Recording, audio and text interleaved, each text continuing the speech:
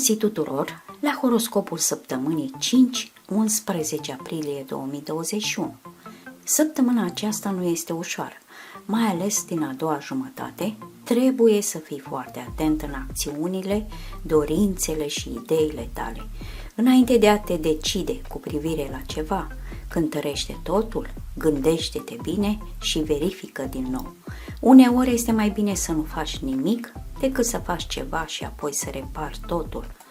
Începând cu 4 aprilie, Mercur, planeta gândirii și abilităților mentale, se va muta în semnul decisiv și curajos al Berbecului după relaxarea completă în zodia Pești. Acum vom dori să facem planuri grandioase, să discutăm și să transmitem ideile noastre celorlalți, făcând acest lucru foarte convingător, înflăcărat și pasional.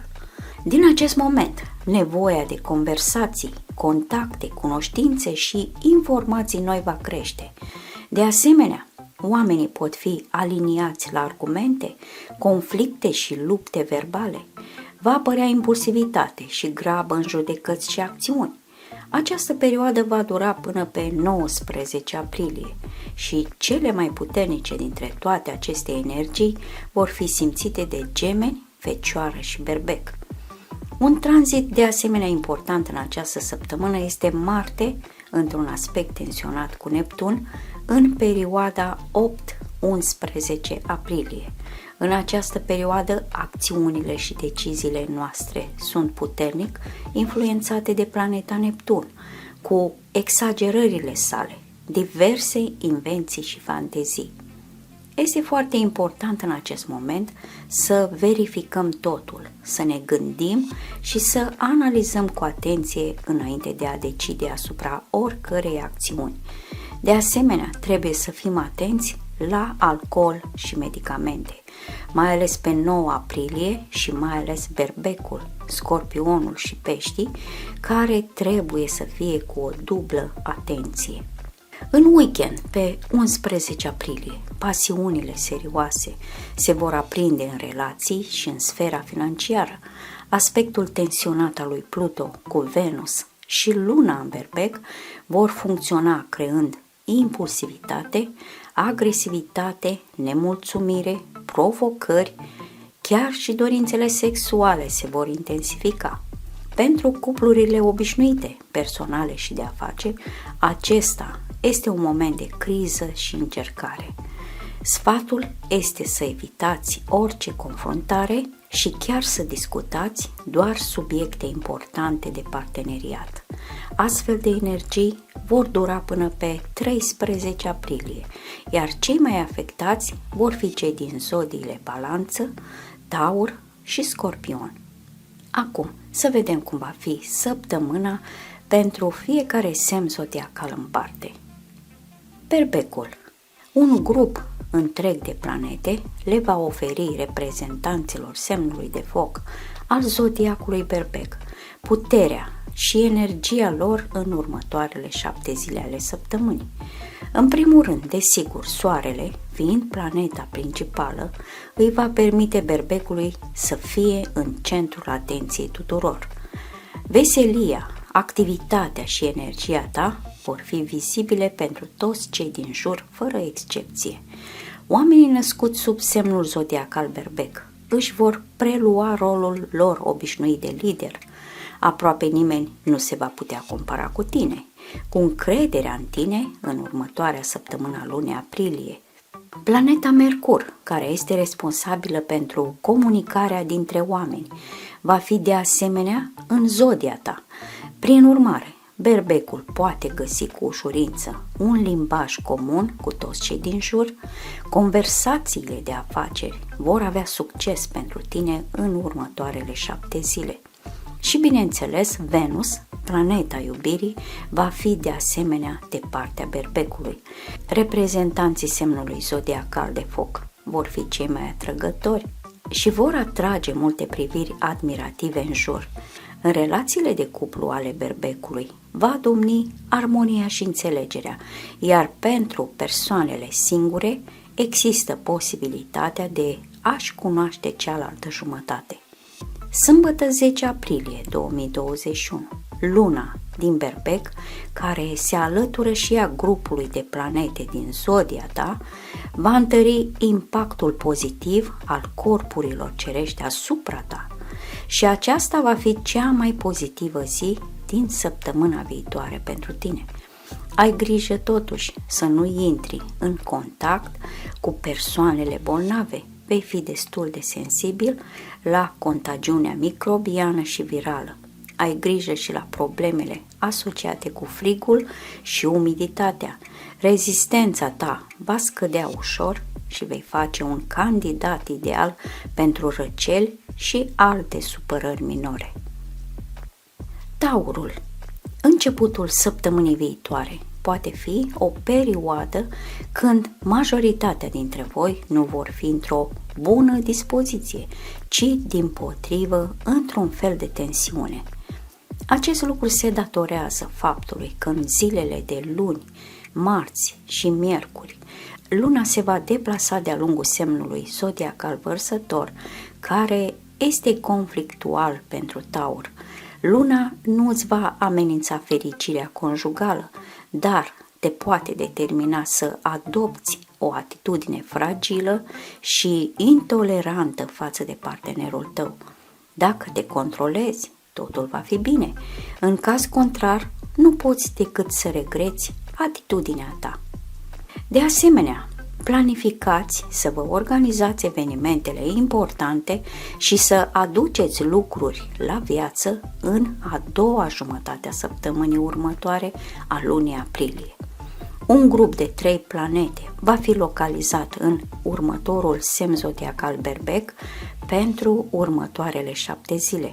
Aceasta înseamnă că va exista multă energie în spațiul din jurul Taurului, dar nu veți fi participanți deplini la evenimentele dinamice care au loc în jur. Taurul capătă rolul de observator, așa că uită-te, analizează, trage concluzii și încearcă să rămâi calm, ceea ce te va face fericit. Impulsivitatea din jur nu este starea pe care o apreciezi.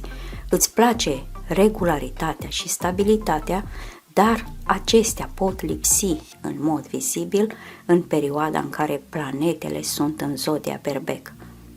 Joi 8 aprilie și vineri 9 aprilie 2021 vor fi cele mai plăcute zile din săptămâna următoare pentru cei mai tipici tauri. Luna din semnul zodiacal al elementului de apă Pești va reduce ușor viteza mare a evenimentelor din jur în care vom fi cu toții. Gemeni. Majoritatea oamenilor născuți sub semnul aerului Gemeni vor fi mulțumiți de evenimentele din situațiile care se petrec în jurul lor. Acest lucru se datorează faptului că planetele creează aspecte armonioase în raport cu soarele vostru natal în horoscop. Aproape toate planetele îmbunătățesc viața de zi cu zi a unui geamăn tipic într-un fel sau altul. Soarele din Berbec îți oferă putere, abilitatea de a crede în tine într-un rezultat favorabil al evenimentelor care se petrec în jur. Mercur în Berbec oferă gemenilor capacitatea de a negocia cu ușurință cu ceilalți despre orice. Venus în Berbec conferă femeilor gemeni frumusețe, strălucire, luciu exterior și face bărbații gemeni și mai masculini, iar Marte în Gemeni te diferențiază în general de întregul lanț zodiacal. Reprezentanții semnului zodiacal Gemeni sunt cei care prind valul norocului la locul de muncă și în munca de zi cu zi. Și odată cu aceasta, planetele lente aflate în semnul zodiacal al elementului aerian au un efect pozitiv asupra celor născuți sub semnul Gemenilor. Începutul săptămânii, luni, marți și miercuri vor fi cele mai bune zile datorită poziției lunii în semnul de aer Vărsător în această perioadă. Racul. Există perioade ale anului în care planetele ajută unui anumit semn al zodiacului, dar există momente dimpotrivă când nu îi sunt favorabile. În săptămâna viitoare, o treime din planete vor fi în zodia Berbec, care este în conflict pentru Rac. Aceasta înseamnă că nu trebuie să vă așteptați ca următoarele 7 zile ale săptămânii să fie simple și ușoare pentru voi. Racii trebuie să depășească obstacolele și asperitățile care îi vor apărea. Venus, într-un semn al zodiacului care nu este ușor pentru tine, este capabil să provoace conflicte în relațiile personale. Cealaltă jumătate a ta, partenerul tău, se poate comporta sfidător și nu îți va face concesii. Mercur, într-un semn zodiacal dificil pentru tine, poate provoca apariția controversei atunci când fiecare dintre participanți își apără cu zel și categoric punctul de vedere. Soarele, într-un semn zodiacal care nu este ușor pentru tine, sugerează că este posibil să nu fii la fel de vesel ca unii oameni din jurul tău. Dar joi, 8 aprilie și vineri, 9 aprilie, luna din Pești va permite racilor să fie în echilibru și în armonie cu ei înșiși. Aceste 2 zile vor fi cele mai favorabile pentru tine în săptămâna următoare. Leul. Leii ar trebui să treacă printr-o săptămână plină de plăcere și bucurie. Va fi bine pentru toți reprezentanții elementului de foc, iar motivul pentru aceasta este poziția unui număr mare de planete în semnele elementului de foc și aer. Leii vor fi complet fericiți cu ceea ce se va întâmpla în jurul lor. Astrele în sine îi garantează acum lui Leu o bună dispoziție și noroc în toate problemele. Soarele din Berbec îl va face pe Leu să se simtă sănătos și puternic.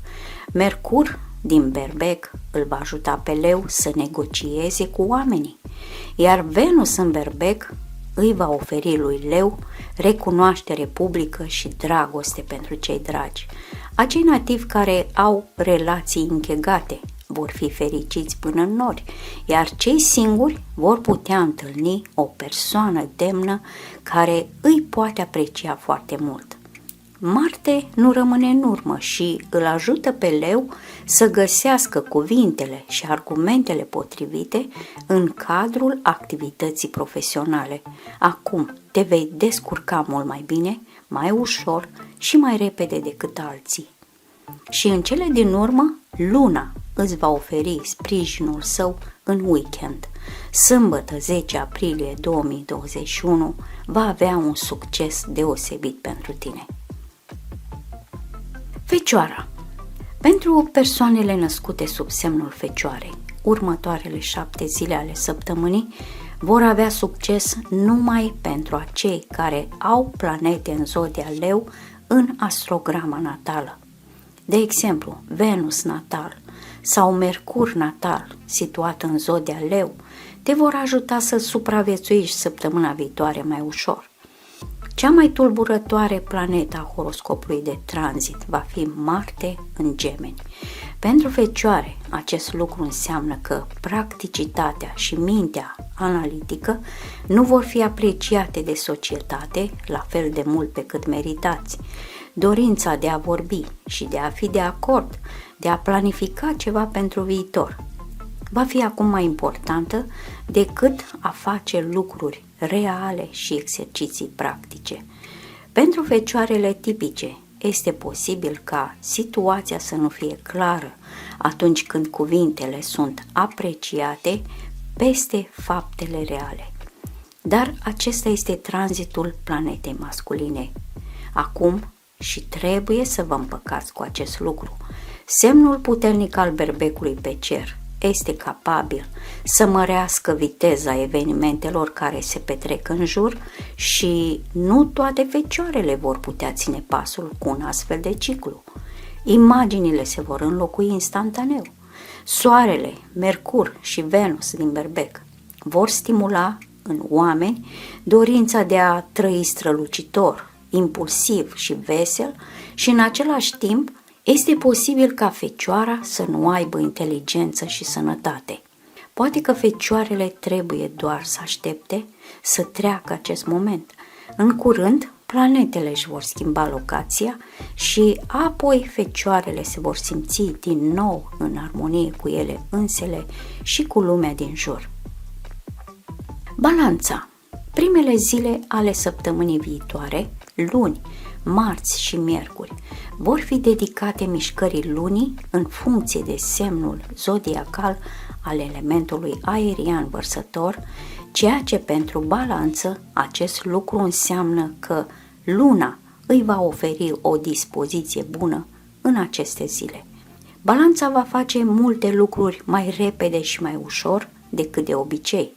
Prezența planetelor horoscopului de tranzit în semnele zodiacale ale elementelor de foc și aer îi sunt ajutoarele balanței în afaceri și în multe aspecte. Cu un succes deosebit, oamenii născuți sub semnul balanței vor fi diferiți în munca lor în următoarele 7 zile ale săptămânii. De asemenea, Marte te va ajuta să refaci un număr mare de cazuri într-o perioadă scurtă de timp. Dar grupul de planete format din Soare, Mercur și Venus îi stimulează pe toți cei născuți sub semnul balanței la anumite acțiuni, adică balanța nu va putea fi singură și în armonie și va fi provocată să se certe. Dar tranzitul planetelor va trece, se va încheia în curând și după aceea balanța va putea din nou să își trăiască zilele în armonie cu toți cei din jur.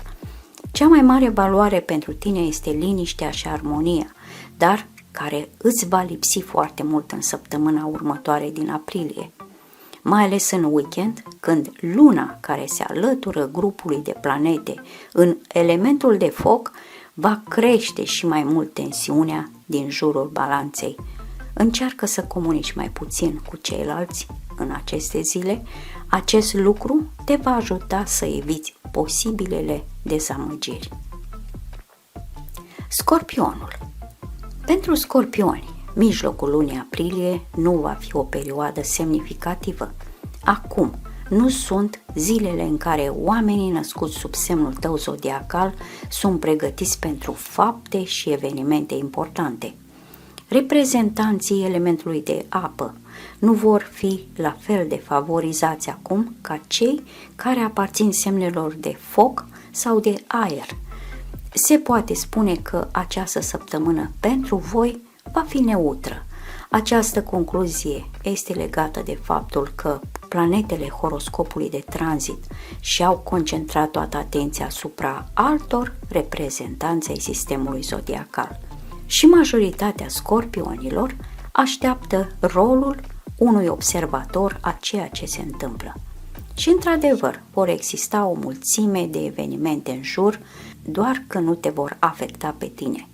Luni, marți și miercuri s-ar putea să nu pară ușor pentru majoritatea scorpionilor, iar acest lucru se datorează poziției lunii într-un semn zodiacal dificil pentru tine în aceste zile. Dar următoarele 2 zile dimpotrivă vor fi plăcute și pozitive pentru tine. Prin urmare, planifică-ți lucruri importante pentru tine la mijlocul săptămânii viitoare. În acest caz, luna îți va oferi o dispoziție bună. În general, mijlocul lunii aprilie nu este o perioadă importantă pentru scorpioni, cu schimbări promițătoare sau apariția transformărilor în viața de zi cu zi. Săgetătorul. Săgetătorul are o mulțime de lucruri bune și strălucitoare. Următoarele 7 zile ale săptămânii pot fi o perioadă deosebit de memorabilă pentru tine. Aproape fiecare dintre cele 10 planete ale horoscopului de tranzit intră într-o configurație cu poziția soarelui tău natal în horoscop, ceea ce înseamnă că o serie de evenimente se vor înlocui unul după altul și cu siguranță nu te vei plictisi. Toți reprezentanții elementului foc își vor trăi viața la mijlocul lunii aprilie strălucitor și fermecător, iar săgetătorul nu va fi o excepție. Tranzitul planetei Marte îți va oferi o mulțime de muncă și funcții cu care poți face față cu ușurință. Poate că joi, 8 aprilie și vineri, 9 aprilie 2021 vor fi singurele zile dificile ale săptămânii pentru tine, iar tu le vei depăși cu ușurință bazându-te pe optimismul tău unic, inerent doar zodiei tale. Soarele, Mercur și Venus din semnul zodiacal al elementului de foc Berbec te va ajuta în rezolvarea problemelor legate de viața ta personală, precum și publică. Vei avea succes în dragoste, prietenie și în societate în general. Această săptămână este un moment minunat pentru a te bucura din plin de viață și de darurile ei. Capricornul.